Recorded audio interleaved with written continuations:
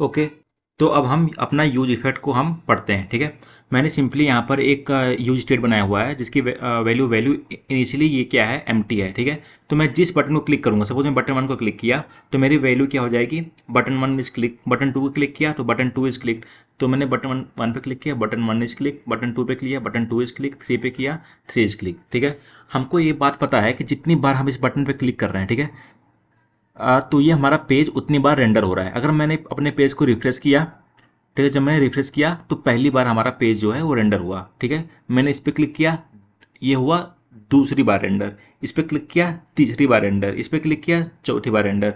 मैं इसको यहाँ पर शो भी कर देता हूँ आपको कंसोल डॉट लॉग करके कि मैं यहाँ पे लिखता हूँ रेंडर, पेज इज रेंडर, ठीक है। तो अगर मैं यहाँ पे कंसोल डॉट लॉग ओपन करूँ, मैं वापस इसको रिफ्रेश करता हूँ एक बार मैंने इसको रिफ्रेश किया।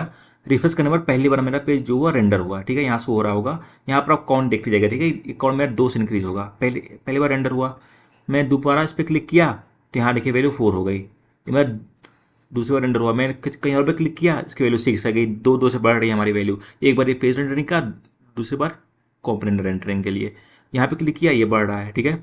तो जितनी बार हम इसे क्लिक कर रहे हैं वो बढ़ रहा है। तो हम अपने जो रेंडरिंग है ना, जो पेज रेंडरिंग है, उसको हम कंट्रोल कर सकते हैं यूजिंग यूज इफेक्ट।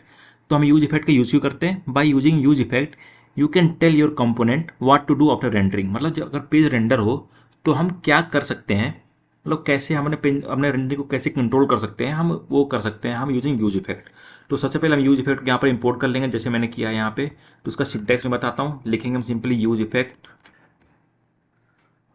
लिखेंगे, और यूज इफेक्ट जो लेगा हमारा एक कॉल बैक फंक्शन लेगा सिंपली, ठीक है। मैं एक काम करता हूँ, मैं यहाँ पर, और यहाँ पर एक ये डिपेंडेंसीज भी लेता है, ठीक है, डिपेंडेंसी लेता है। मैं डिपेंडेंसी के बारे में बाद में बात करता हूँ। सबसे पहले मैं अगर सिंपली अगर मैं कोई डिपेंडेंसी नहीं है यहाँ पे, ठीक है, मैं यहाँ पर एक और लॉक करता हूँ, page is render inside use effect,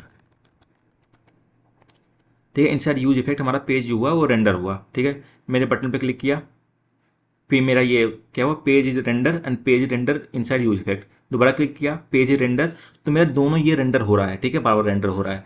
तो मैंने क्या बोला कि हम अपने कंट्रोल कर सकते हैं अपने पेज रेंडरिंग को। जब मेरा पेज रेंडर हो तो क्या हो, वो हम इसको कंट्रोल कर सकते हैं। वो कैसे करेंगे, हम वो ऐड कर सकते हैं डिपेंडेंसीज का यूज़ करके।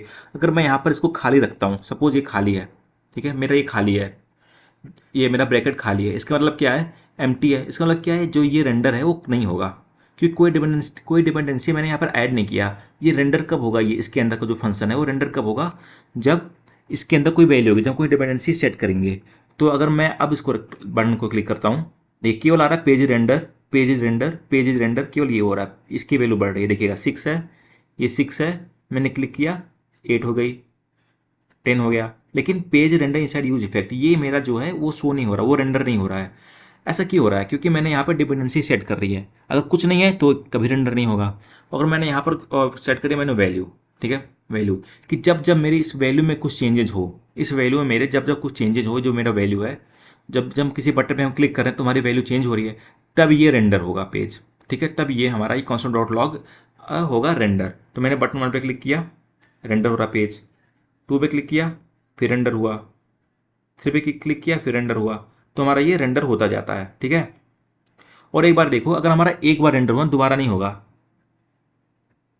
एक बार रेंडर हुआ मेरा, ये बटन मेरा एक बार रेंडर हुआ, क्योंकि जब मैं वैल्यू को चेंज कर रहा हूँ, अपने स्टेट को चेंज कर रहा हूँ, तो मेरा बटन 1 पे तो एक ही वैल्यू है, बटन 1 ही वैल्यू है, बटन 1 से क्लिक, तो हमारा रेंडर नहीं हो रहा। लेकिन जब भी हम अपने स्टेट को चेंज करेंगे, मान लो यहाँ पर आएंगे, यहाँ पे क्लिक किया मैंने, देखिए यहाँ पर ये page render inside use effect ये हुआ, क्योंकि जो वैल्यू है हमारी वो चेंज हुई। तो जो भी इसके अंदर जो वैल्यू है जब वो चेंज होगी, ठीक है, जब ये चेंज होगी, जब इसमें कुछ चेंजेज होंगे तब इसके ये हमारा रन होगा, ठीक है। ये बटन 2 कितना भी क्लिक करें हम, केवल हमारा ये काम करेगा, ये काम नहीं करेगा। क्यों, क्योंकि हमारी वैल्यू चेंज नहीं हो रही है।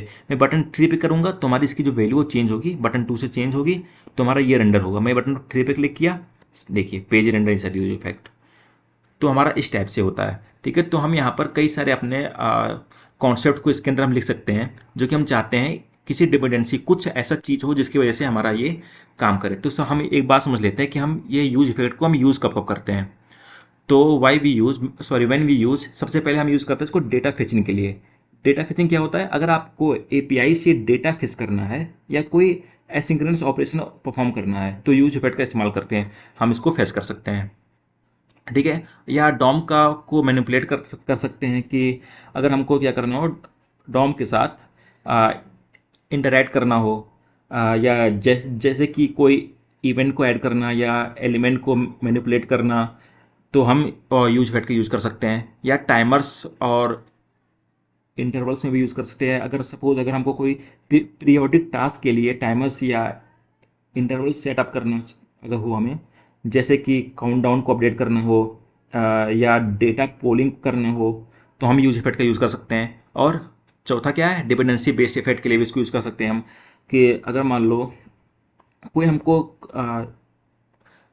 डिपेंडेंसी यूज बेस्ड इफेक्ट तो मैंने आपको बता ही दिया यहाँ पे कि इस बेस्ड के हिसाब से, कि इस डिपेंडेंसी के बेस के हिसाब से हमारा कैसे पेज रेंडर होगा वो होगा यहाँ पे। तो सिंपली यूज इफेक्ट यही है कि यूज इफेक्ट हम सिंपली यूज़ करते हैं, ज़्यादातर हम यूज़ तब करते हैं जब हम कोई डेटा फेस करते हैं, कोई एपीआई फेस करते हैं, तो तब हम अपना यूज इफेक्ट को हम यूज़ करते हैं। ओके, सो आई होप आपको ये समझ में आया हो, यूज इफेक्ट का यही इतना ही काम है। तो हमने क्या कर लिया अभी तक, हमने यूज इफेक्ट को पढ़ लिया, यूज स्टेट पढ़ लिया, यूज रिड्यूसर पढ़ लिया, यूज इफेक्ट के बारे में भी मैंने आपको बता दिया। इसके बारे में अगर आपको और पढ़ना है तो आप यहाँ पर आकर के यूज इफेक्ट के बारे में आप पढ़ सकते हो। मैंने ऐसे हर चीज़ बता दी आपको, सेटअप, डिपेंडेंसी सेटअप कैसा करते हैं हम, सब कुछ, इसकी डिपेंडेंसीज क्या क्या होती है मैंने बता दिया आपको। जैसे यहाँ पर इसने, अच्छा देखिए यहाँ पर इसने ये अपना यूआरएल कनेक्ट किया, मैंने यहाँ पे लिखा हुआ है ना, मैंने यहाँ पे लिखा हुआ है, सॉरी, कि डेटा फेचिंग होता है, तो इसने यहाँ पर एग्जांपल दिया गया है डेटा फेचिंग का, कि मैंने यहाँ पर इसने एक यूआरएल लिया, जब हमारा यूआरएल में कुछ चेंजेस हुआ, मान लो हमारा कुछ हमने इस यूआरएल को कॉल किया, सपोज अपने वेबसाइट में इस यूआरएल को हमने कॉल किया बैकएंड से फ्रंट एंड में, तो हमारा यहाँ पर कुछ चेंजेस होगा, तो ये क्या होगा, ये हमारा डेटा को फेच करेगा यहाँ पर, तो इसलिए हमारा ये यूज हुआ है यहाँ पे। सिंपली इसको आकर एक बार आप पढ़ लो और अच्छी तरीके से समझ में आ जाएगा। वैसे मैंने इसके जो भी यूज है मैंने आपको बता ही दिया है।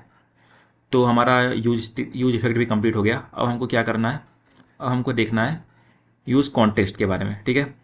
यूज स्टेट हमने पढ़ लिया, यूज रिड्यूसर पढ़ लिया, यूज इफेक्ट पढ़ लिया, अब हम पढ़ेंगे यूज़ कॉन्टेक्स्ट के बारे में। तो अब हम यूज कॉन्टेक्स्ट के बारे में पढ़ते हैं।